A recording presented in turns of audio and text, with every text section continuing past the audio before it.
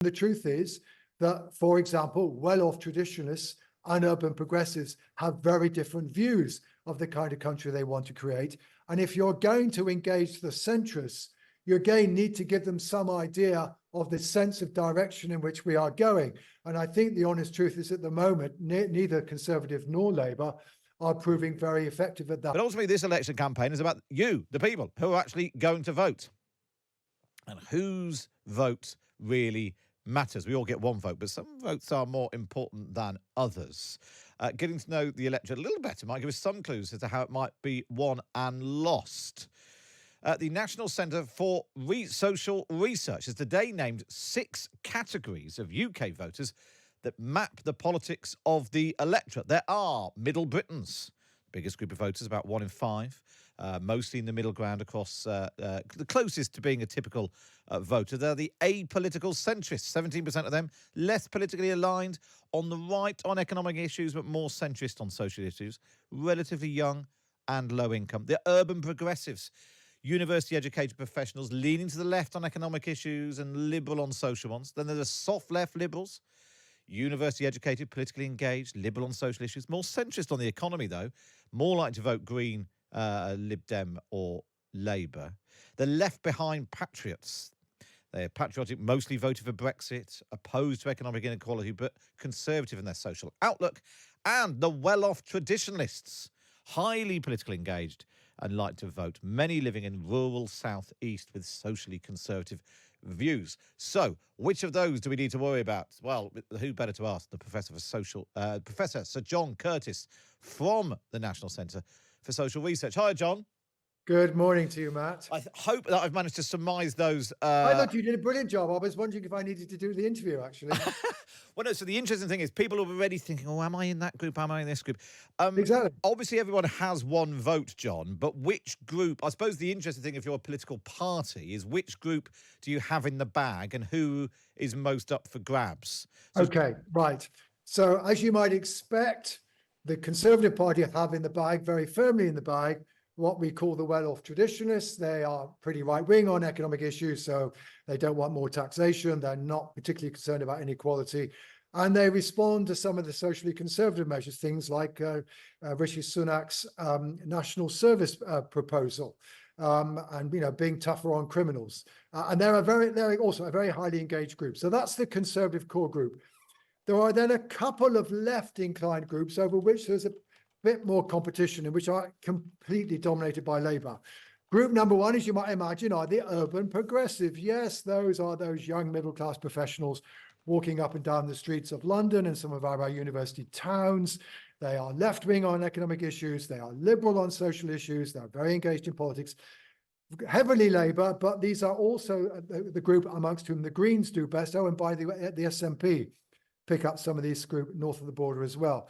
But there's another group that's more likely to vote for the opposition parties than for the government party. They're the soft left liberals. They're more centrist on economic issues. They are, however, pretty liberal on social issues, and they're also pretty engaged. If you want to get a shorthand way of distinguishing between these two left-wing groups, the open progressives are perhaps the Corbynites, and the soft left liberals are perhaps the Starmerites, although this is also the group amongst whom Ed Davey of the Liberal Democrats tend to do best. So those are the 3 core groups.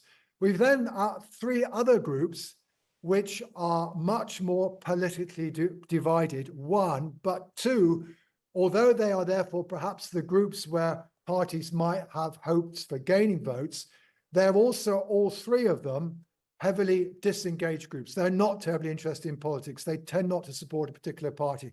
So we've got a couple of groups, the apolitical centrists. They tend to be a bit to the right on economic issues, in the centre stroke, slightly liberal on social issues.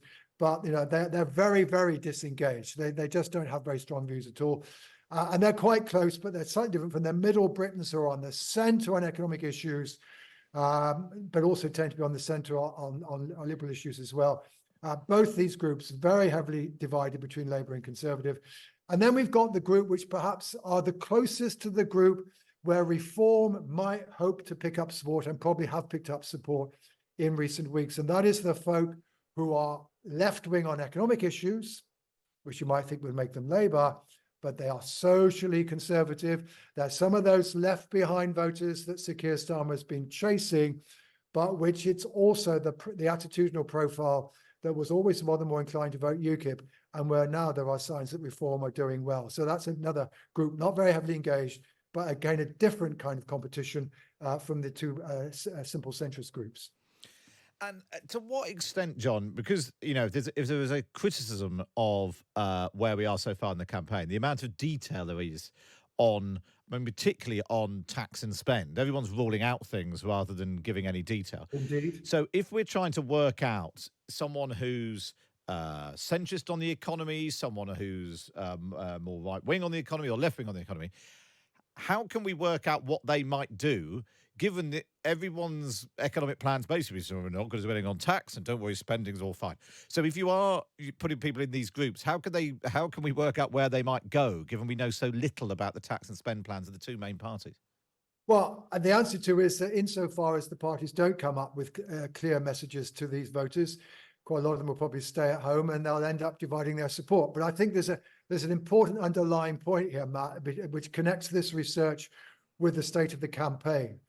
Arguably, the fundamental weakness of both the Conservative and the Labour campaign is that indeed they've got lots of detailed policies, but they have very little in the way of a broad synoptic message, whereby they're giving an idea to people of the kind of country that they would want to create. And the truth is that, for example, well-off traditionalists and urban progressives have very different views of the kind of country they want to create.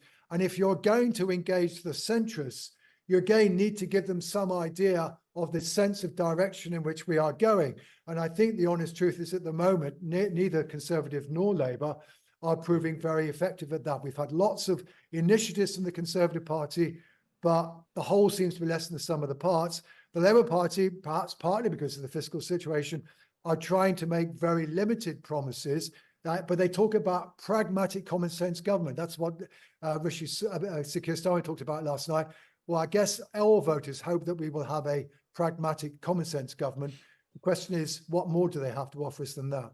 John, really good to speak to you, and fascinating that. And actually, sometimes it's quite good to refocus our attention on the voters rather than the politicians. Professor Sir John Curtice from the National Centre for Social Research. And you can find more details and maybe have a little route around and see which group you're in. Just go online, search for National Centre for Social Research online.